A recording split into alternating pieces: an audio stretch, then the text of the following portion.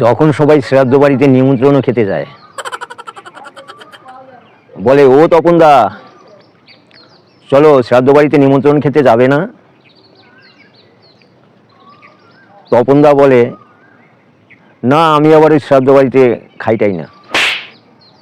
যাই হোক, গেলাম শ্রাদ্ধ বাড়িতে, গেলাম গিয়ে দেখি কয়েকজন খাওয়া দাওয়া হয়ে গেছে, বাইরে বসে গল্প করছে, আলোচনা করছে।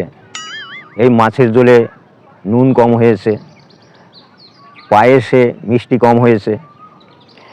একজন বাড়ির থেকে কমে গেছে, কোথায় তার শোকটা পালন করব তার ধার কাছ দিয়ে নেই।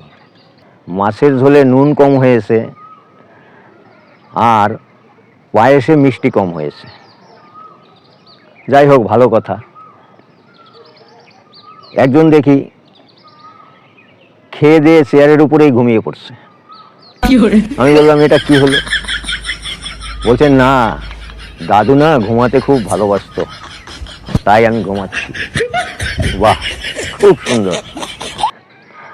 যাই হোক, এগিয়ে গেলাম, ফটোতে মালা পরাবো।